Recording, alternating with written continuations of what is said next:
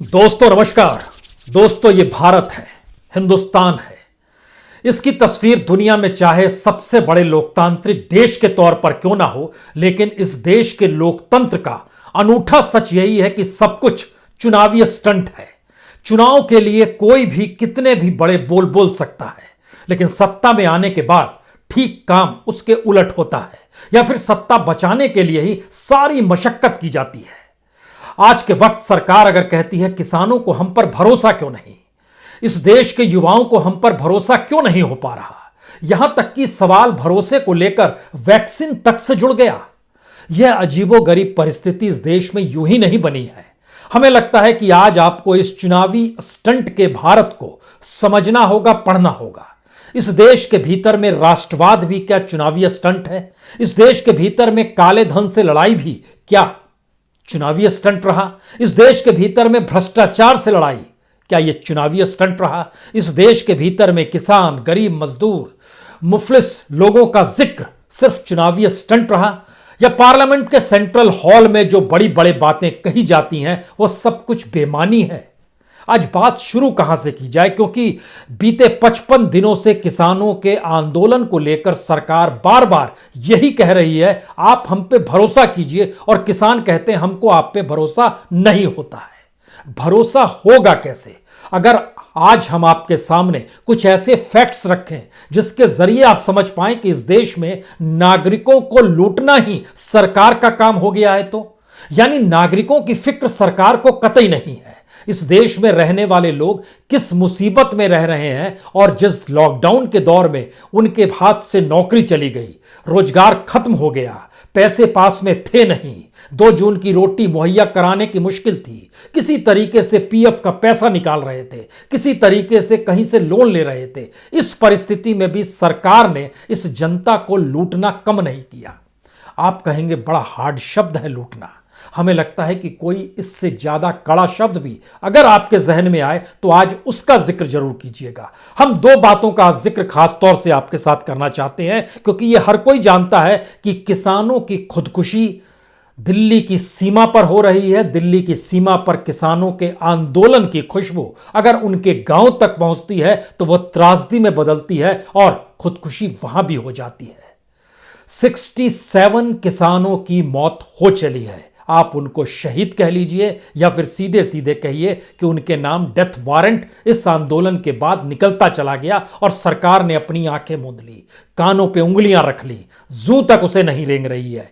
जो इस बात का जिक्र करते हैं कि कितने किसान कहां से कैसे पहुंचे, उसकी पूरी फहरिस्त हमारे पास है, क्योंकि आज जो सच हम आपको बताने वाले हैं उसमें किसानों क्या, इस देश के किसी भी व्यक्ति का भरोसा कैसे जागेगा, यह आप जरूर सोचिएगा। लेकिन शुरुआत में जो किसान इस आंदोलन को करते करते थक गए, निराश हो गए, खुदकुशी कर बैठे, उनकी मौत हो गई, उनमें तादाद अगर देखिएगा तो पंजाब के लगभग 59 किसान हैं, हरियाणा के 7 किसान हैं, मध्य प्रदेश का 1 किसान है, और अगर जिलेवार देखना शुरू कीजिएगा, बरनाला के 5 किसान, भटिंडा के 7 किसान, मनसा के 5 किसान, लुधियाना के 3 किसान, मोगा के 3 किसान, अमृतसर के 3 किसान, संगरूर के 5 किसान, फतेहगढ़ साहिब के 3 किसान, पटियाला के 7 किसान, सिरसा हरियाणा में आता 1 किसान, हिसार 1 किसान, सोनीपत 1 किसान, जिंद 1 किसान, ये सभी हरियाणा में आते हैं। मोहाली के 2 किसान, होशियारपुर के 4 किसान, गुरदासपुर के 1 किसान, फतेहाबाद का 1 किसान, रोहतक यह भी हरियाणा में आता है 1 किसान, फजल का 2 किसान। यह पूरी फहरिस्त है, जिले दर जिले। मध्य प्रदेश के 1 किसान की भी मौत हुई, जालंधर के भी 1 और मुक्तसर के भी 5 किसानों की मौत हुई, फिरोजपुर का भी 1 किसान मरा। यह एक फहरिस्त है। इतनी बड़ी तादाद में किसी आंदोलन में लोग मर रहे हैं और सरकार ने अपनी आंखों पर पर्दा ढक लिया है। क्या यह हो सकता है? हमको लगता है इससे भी ज्यादा क्रूर स्थिति इस देश की सरकार को चलाने को लेकर खुद सरकार ही रच रही है। हम पहली शुरुआत करते हैं उस पहले दिन से जब 2014 में जब सरकार बनी थी और पहली कैबिनेट की बैठक, याद कीजिए 26-27 मई का दिन। उस समय जब पहली कैबिनेट बैठक हुई थी तो उससे पहले बड़ा शोर था ब्लैक मनी को लेकर। ब्लैक मनी के शोर तले का सच क्या है उस समय मनमोहन सिंह सरकार पर आरोप लगते थे, आरोप लगने भी चाहिए थे, क्योंकि मनमोहन सिंह सरकार भी बहुत सारी चीजों को सामने ला नहीं पा रही थी। और अगर आप उस पीरियड में चले जाइएगा तो उस समय आपके सामने कुछ डाटा नजर आएंगे। 2000 में या 8 में याद कीजिए, विंचस्टाइन पेपर सामने आया था, कहा गया था कि भारत के बड़े लोगों के नाम उस पेपर में हैं, लेकिन कांग्रेस सरकार छुपा रही है। 2008 का जिक्र हम आपसे कर रहे हैं। उसके बाद याद कीजिए 2010 में विकिलीक्स, फिर कहा गया मनमोहन सरकार छुपा रही है। 2013 में ऑफशोर पेपर्स आए, फिर कहा मनमोहन सरकार छुपा रही है। उससे पहले 2011 में एचएसबीसी पेपर आए, फिर कहा गया ब्लैक रैकेटियर्स, मनी वालों को सरकार छुपाती है। बीजेपी ने शोर मचाया, सरकार बीजेपी की आई। इस दौर में जिनका नाम हमने लिया, उस दौर के किसी भी ब्लैक मनी वाले का नाम सरकार सामने नहीं रख पाई, आज तक नहीं रख पाई है। लेकिन उसके बाद क्या हुआ? 2014 में लग्जमबर्ग पेपर्स, 2015 में स्विस पेपर्स, स्विस लीक्स इसको कहा जाता है, और 2017 में पैराडाइज पेपर। ये सारी चीजें ब्लैक मनी को लेकर फर्स्ट डे आपने एसआईटी बना दी थी जब कैबिनेट की बैठक हुई थी, लेकिन उसके बाद 6 बरस गुजर गए, खामोशी बरती हुई है। इस देश के भीतर में करप्शन को लेकर जन लोकपाल का जिक्र हुआ। जन लोकपाल की नियुक्ति केंद्र सरकार अपने ऊपर निगरानी के लिए नहीं कर सकी। लेकिन हमें लगता है कि आज जरा इस बात को समझिए कि सरकार जनता को लेकर ही कितनी क्रूर हो सकती है। और उसमें हम आज जिक्र बहुत दूर का नहीं करेंगे। आप लोग हर दिन जिस बात को भोगते हैं वह है गाड़ी, डीजल, पेट्रोल। किसानी में भी डीजल की मात्रा लगती है। और आज जब हम आपसे बात कर रहे हैं, सबसे ज्यादा पेट्रोल की कीमत मध्य प्रदेश में है। अगर आप भोपाल, इंदौर देखिएगा तो पेट्रोल वहां पर 93 रुपीज लीटर है। राजस्थान में 92 रुपीज लीटर है, 92 प्लस सम पैसा। मुंबई में 91 रुपीज प्लस सम पैसा पेट्रोल का कीमत हम बता रहे हैं आपको। चेन्नई में 88 रुपए 60 पैसे, दिल्ली में 85 रुपए 11 पैसे। यह पेट्रोल की कीमत है। डीजल की कीमत भी 80 पार हर जगह है। अगर वो मध्य प्रदेश में 83 रुपए 50 पैसे है, राजस्थान में 84 रुपए 33 पैसे है, मुंबई में 82 रुपए 60 पैसे है, चेन्नई में 80 रुपए 20 पैसे है, दिल्ली में 75 रुपए 80 पैसे। ये सारी परिस्थितियां क्या बतलाती है? आप कहेंगे पेट्रोल डीजल की कीमत बढ़ गई है। सवाल ये नहीं है। आज जरा इसको समझने की कोशिश कीजिए कि सरकार की संवेदनशीलता जब जनता के साथ ही नहीं है, देश के नागरिकों के साथ ही नहीं है, और उसको अपने सिस्टम को चलाए रखने के लिए पैसा चाहिए, और यह पैसा जनता से ही उसे लेना है, तो आप क्या करेंगे? या आप क्या कर सकते हैं? इसीलिए हमने कहा यह चुनावी स्टंट क्यों है, जरा समझने की कोशिश कीजिए। जब लॉकडाउन का पीरियड था, जिस वक्त सबसे कम गाड़ियां इस देश में चल रही थी, हम आप भी घर से बाहर नहीं निकल पा रहे थे। इस देश के भीतर में गाड़ियां ऐसी ठप थी कि प्रवासी मजदूरों को पैदल जाना पड़ा। कुछ साइकिल से चले गए, कुछ ठेले से चले गए, गाड़ियां नहीं चल रही थी। लेकिन उस पीरियड में भी सरकार के पास एक्साइज ड्यूटी पेट्रोल डीजल की ज्यादा आ गई। अब आप कल्पना कर रहे हैं, एक तरफ पेट्रोल डीजल की खपत कम हो रही है, दूसरी तरफ उससे एक्साइज इतना बढ़ा दिया गया कि वो बढ़ते बढ़ते उस कीमत से ज्यादा वसूली करने लगा। जब यह देश चल रहा था, 2019-20 में चल रहा था, 2020-21 में ठहरा हुआ था। आंकड़े देखिए, तब आप समझ पाएंगे। अप्रैल से नवंबर तक सरकार को जो एक्साइज ड्यूटी से कमाई हुई वह 1,96,000 करोड़ की है। 1,96,000 करोड़ एक्साइज ड्यूटी से पेट्रोल डीजल में सरकार की कमाई हो गई। ठीक इसी पीरियड में जब पिछले बरस चले जाइएगा, 2019 के अप्रैल से नवंबर के बीच में, जब इस देश में सब कुछ चल रहा था, तब एक्साइज से कमाई 1,32,000 करोड़ की थी। यानी 64,000 करोड़ से ज्यादा की कमाई इस दौर में हो गई। अब इसका दूसरा हिस्सा आइए तो पेट्रोल डीजल में एक्साइज कितना बढ़ गया और पेट्रोल डीजल की खपत कितनी हो रही थी, यह भी समझने की जरूरत है।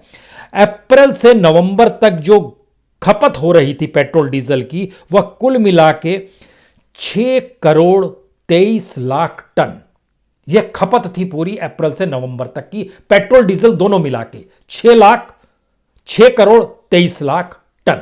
और पिछले साल ठीक इसी पीरियड में, इस अप्रैल से नवंबर के बीच में, खपत थी 7,58,00,000 टन।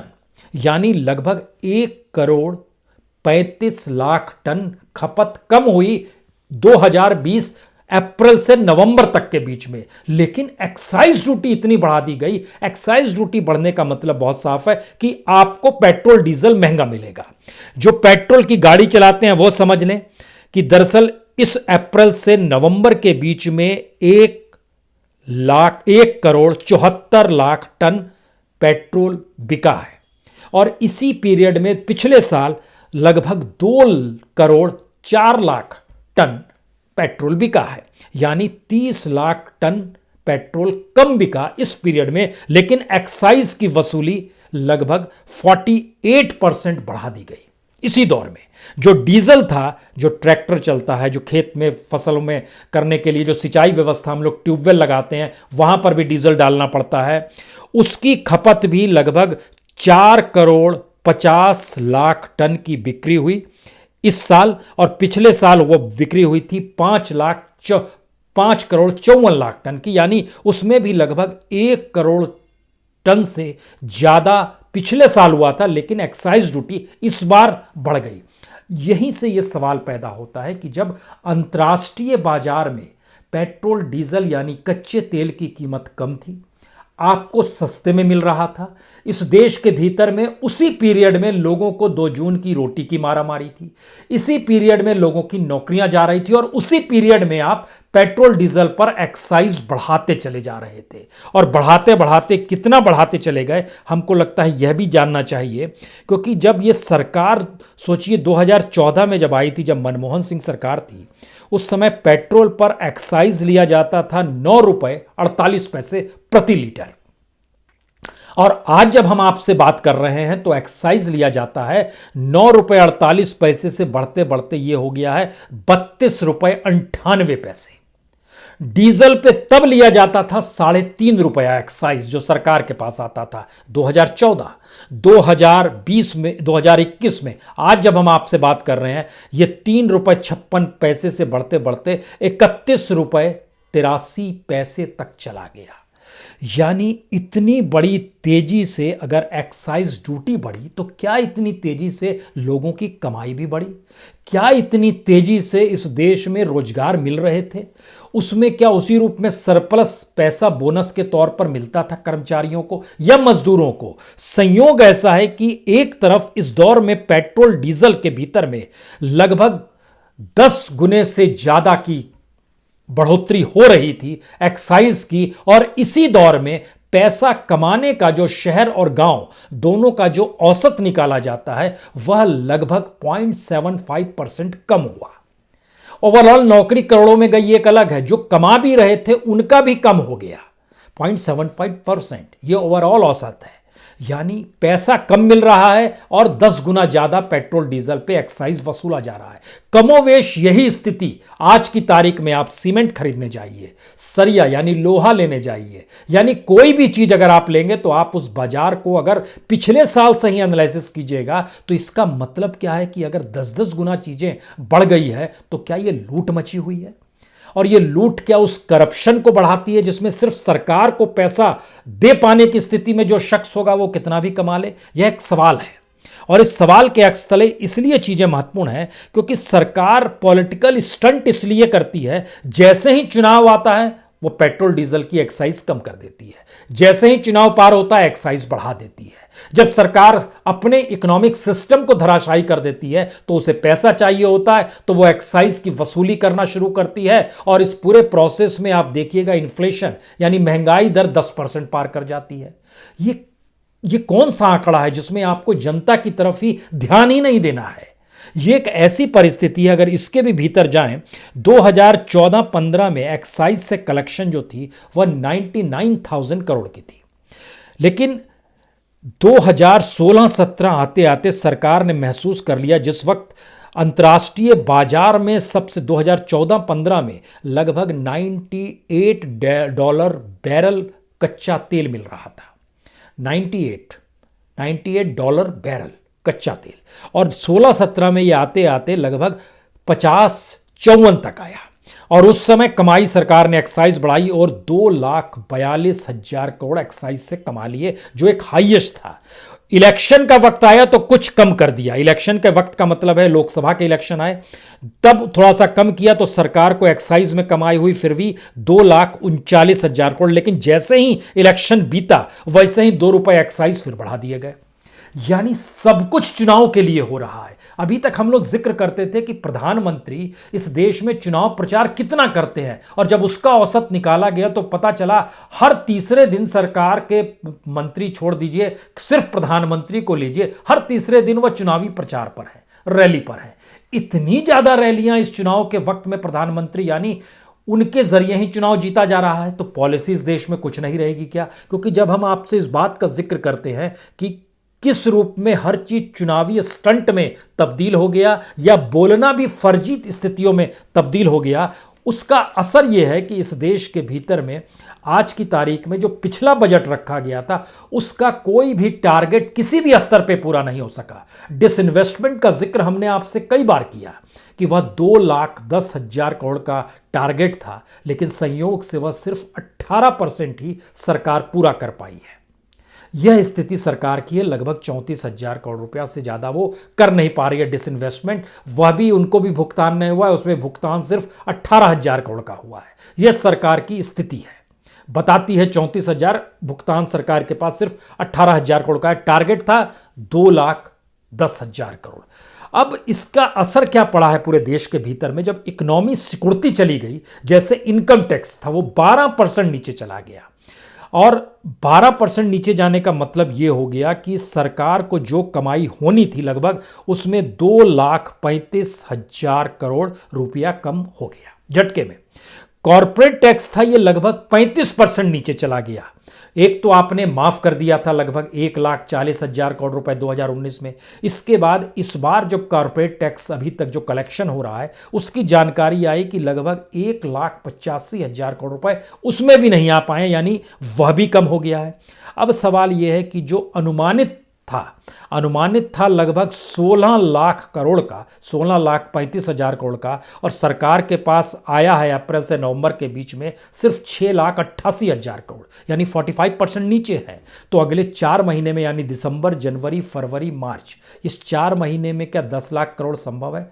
और जो डाटा, कच्चा डाटा आया है दिसंबर और जनवरी का जो आ रहा है, वो ये बताने के लिए काफी है कि सरकार जो 16 लाख करोड़ का टारगेट लेकर चल रही थी उसमें 10 लाख करोड़ भी छू ले तो बड़ी बात है। अगर यह स्थिति है तो सरकार चलेगी कैसे? सरकार पैसे से चलती है, थोड़ा इसको साफ हो जाइए, हमेशा इसको अपने जहन में रखिए। यह सरकार पैसे से चलती है। संसद चलाना है तो पैसा वहां पर लगेगा, सुप्रीम कोर्ट को चलाना है उसका भी एक बजट है, वह भी पैसा देना पड़ेगा, सीबीआई को चलाना है तो उसका भी पैसा है, रेड मारने फ्री ऑफ कॉस्ट नहीं जाते हैं, गाड़ियां जाती हैं, ईंधन खर्च होता है, बड़ा सा महल जैसा सरीखा बिल्डिंग में काम चल रहा है, वहां 5 सितारा सुविधाएं होती है, हर चीज पैसे से चलती है। किसानों से बातचीत भी जो हो रही है वह भी विज्ञान भवन में, उसके लिए भी पैसा चाहिए। बिजली बिल नहीं चुकाएंगे तो वहां भी बिजली ऑफ हो जाएगी, पानी नहीं पहुंचेगा, भोजन नहीं पहुंचेगा, मंत्री जी क्या करेंगे? तो लुटियंस की दिल्ली का जो अपना बजट एनडीएमसी का है वह पूरी दिल्ली पर भारी पड़ जाता है। मुश्किल यह भी है। इसका मतलब है सब कुछ पैसे से चल रहा है, और पैसा आएगा कहां से? तो अपने ही नागरिकों से कोई संवेदनशीलता रहेगी, कोई सरोकार रहेंगे तब ना सोचेंगे। लेकिन यहां संवेदनशीलता और सरोकार अपनी गद्दी से है और अपनी सरकार को चलाते हुए दिखाने से है, और उसको दिखाने के दौर में जो प्रचार तंत्र है उस पर कुछ खर्च करने से है। वो खर्च पहले की सरकारों की तुलना में ज्यादा करेगी। यह स्थिति बड़ी साफ तौर पर है। अब जब इन परिस्थितियों का आप सामना करते हैं, इसमें तो अब कुछ नई चीजें भी जुड़ गई है। जैसे हमने कहा, राष्ट्रवाद जो है वह भी चुनावी स्टंट है क्या? क्योंकि पिछले दिनों एक पत्रकार का जो चैट सामने आया उसमें बालाकोट का जिक्र था, कुपवाड़ा का जिक्र था, और जिस तरीके से इस देश में सारी संवेदनशीलता को मोनेटाइज कर दिया गया, सारे वक्तव्यों को मोनेटाइज कर दिया जा रहा है कि हर चीज पैसा है, हर चीज मुनाफा है, हर चीज चुनावी जीत है, हर चीज राजनीतिक सत्ता पाने की जद्दोजहद है। तो फिर इसमें किसी एक आम व्यक्ति, आम जनता, आम नागरिक की क्या हैसियत? और जब किसी की हैसियत नहीं, तो अगर हम नाम पढ़ना शुरू करें तो इन नामों से आपको क्या मतलब मिलेगा? जो किसानों के नाम हम पढ़ेंगे। लेकिन उससे पहले एक बात और समझिए, यह अपने तरीके की बीजेपी की भी अनूठी सरकार है। बीजेपी के जो अपने नेता थे, चाहे वो श्यामा प्रसाद मुखर्जी क्यों ना हो, जो अपने तौर पर जिक्र किया करते थे एक देश में दो विधान, दो प्रधान, दो निशान नहीं चलेंगे, वो कश्मीर का जिक्र किए थे, उस कश्मीर की भी आर्थिक सामाजिक हालत डामाडोल कर दी गई। जिस मानवीयता का जिक्र था और जो दीनदयाल उपाध्याय जी कहते थे अंत्योदय कार्यक्रम, उस समाज के आखिरी व्यक्ति की स्थिति इस तरह लाचारी और भूखमरी में तब्दील कर दिया गया कि वर्ल्ड बैंक और WHO और स्वास्थ्य संगठन सब ने कहा भारत में भूखमरी की स्थिति सबसे विकट हो रही है, सबके आंकड़े बतलाते हैं। तो आप ये कैसी सरकार चला रहे हैं जहां आपकी रईसी ठीक है और आखिरी व्यक्ति जिसके लिए आप ही के अपने विचारक दीनदयाल उपाध्याय जी अंत्योदय का जिक्र करते थे और आप अंत्योदय के नाम पर दुनिया भर के प्रोग्राम चलाते हैं, उस पर भी आपको जब भरोसा नहीं हो पा रहा है तो फिर किसान आप पे भरोसा कैसे कर लेगा? ये एक बड़ी दूर की गोटी है। और इस प्रक्रिया में जब आप देखते हैं, ध्यान दीजिए, इस देश के भीतर में देश का विकास पूरा फ्रॉड परिभाषा पे खड़ा कर दिया जा रहा है। जो मानवीयता और सरोकार है वो तो खत्म ही हो गई। जो सांस्कृतिक मूल्यों की रक्षा, चाहे वो हिंदू राष्ट्र की परिकल्पना या फिर राम का ही जिक्र कर लीजिए, मर्यादा पुरुषोत्तम राम का जिक्र कर लीजिए, उस एस्पेक्ट में भी अगर समझना शुरू कीजिएगा तो फिर लुटियंस की दिल्ली में और राजनीतिक सत्ता उसे अपने पैरों तले कुचलते हुए चलती है। अब आप क्या करेंगे? लेकिन प्रचार तत्व को डेवलप करके बताती है कि हम तो इस रूप में राममय हो गए हैं, हम तो इस रूप में हिंदू राष्ट्र। ये सारा पूरा मामला फ्रॉड का है। और अगर यह स्थिति इस देश के भीतर में आ चली है तो फिर किसानों में हम अगर नाम लें और बोले कि इन्होंने खुदकुशी कर ली, इनकी मौत हो गई, इन्होंने चिट्ठी लिखी और कहा कि उनको भरोसा है किसी दिन तो सरकार जाग जाएगी, तो सरकार कैसे जागेगी? यह एक सवाल है, क्योंकि इस सरकार ने बड़े अनूठे काम किए और सरकार के पक्ष में अगर रहने पर क्या क्या होता है यह कोई छुपा हुआ नहीं, और वह भी अदालतों के जरिए। जस्टिस गगोई का जिक्र बार बार होगा ही, अब तो वह दर्ज हो गया है स्वर्ण अक्षरों में कि वह किस रूप में किन फैसलों के साथ चले और फिर राज्यसभा पहुंच गए। आपको याद होना चाहिए जस्टिस सतशिवम यह केरल के गवर्नर बना दिए गए, यह भी एक इनकाउंटर केस में क्लीन चिट देकर आए थे। YC मोदी NIA के चीफ बना दिए गए। इन्होंने क्या किया था? 2002 के गुजरात दंगों को याद कीजिए, या RK राघवन को भी याद कीजिए जो हाई कमिश्नर बन गए, इन्होंने भी 2002 दंगों को लेकर क्लीन चिट दी थी। विनोद राय BCCI के चेयरमैन बन गए, पद्म भूषण पा गए, इन्होंने क्या किया? जो पूरा CAG का कमाल था, जो पॉलिटिकल एजेंडे पर ये काम कर रहे थे। यू ललित ये सुप्रीम कोर्ट के जज हो गए और इन्होंने भी अपने तौर पर जो फेक इनकाउंटर था उसको लेकर, जो अमित शाह का केस था पूरा, उसको लेकर इन्होंने लीड किया था। तो ये संयोग है या फिर इसी दिशा में पूरी सिस्टम को चलाया जा रहा है, ये सोचना चाहिए। लेकिन इन सब के बावजूद भी अगर सरकार कहती है अपने तौर पर कि हम पे भरोसा कर लीजिए, कैसे भरोसा करेंगे?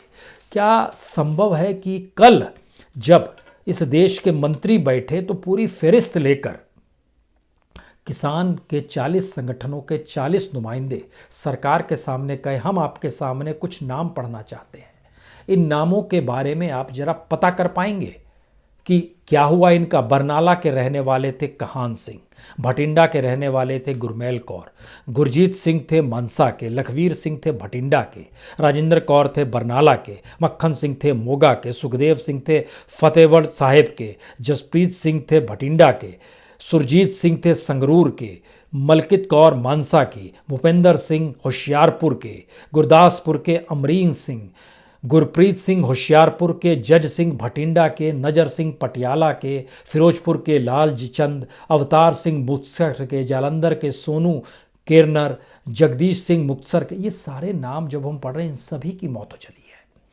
और एक लंबी फहरिस्त है। उस लंबी फहरिस्त को जब हमें दिखाया गया और बताया गया कि यह पूरी की पूरी सूची है और यह सूची इतनी ज़्यादा और बड़ी तादाद में है, जब आप इसको देखते हैं तो ये पूरी सूची है, जो पूरी सूची वहाँ से आई, सारे किसानों के नाम, उनके घर के एड्रेस। क्या इन घरों में जाकर सरकार हाथ जोड़कर माफ़ी मांग पाएगी कि हमसे गलती हो गई? वह तो यही अड़ी हुई है कि 3 कानून, MSP, हम इस पे कुछ नहीं कर सकते हैं। ये देश है किसका? नागरिकों का है या वोटरों का है? वोटरों का है तो वोटरों को भी आपने बांट दिया, छोटे और सीमांत किसान और बड़े किसान। पहले जातियों में बटा, फिर धर्म में बटा और अब पेशे के साथ उनकी कमाई में भी चीजें बांट दी गई हैं। यह जरा समझिए। इसीलिए इस देश के भीतर में सारे वक्तव्य चुनावी स्टंट हैं। भरोसा नहीं हो सकता है, किसी का भरोसा नहीं हो सकता है, यह एक फैक्ट है। और अगर ये चुनावी स्टंट नहीं है तो फिर ये सारे वक्तव्य फर्जी हैं और अगर ये फर्जी और चुनावी स्टंट नहीं है तो इस देश के भीतर में लोकतंत्र सिर्फ चुनाव को ही जीने के लिए मौजूद है। यही सच है आखिरी इस देश का। लेकिन क्या किसान अब अपने पूरे की पूरी उम्मीदों को इस विस्तार के साथ देंगे जिसमें वह मंत्री के सामने वाकई इन किसानों के फिरिस्त कहेंगे जाइए पहले उनके घर जाइए, उनसे माफी मांगिए, उनसे वादा कीजिए आने वाले वक्त में। यह परिस्थिति इस देश के भीतर में आ रही है। सरकार डर रही है क्या 26 जनवरी से, कि 26 जनवरी को ट्रैक्टर जब सड़क पे होंगे तो क्या होगा? कल मिलेंगे आपसे, तब इसका जिक्र करेंगे। सरकार डर रही है क्या? बहुत बहुत शुक्रिया, बहुत बहुत शुक्रिया।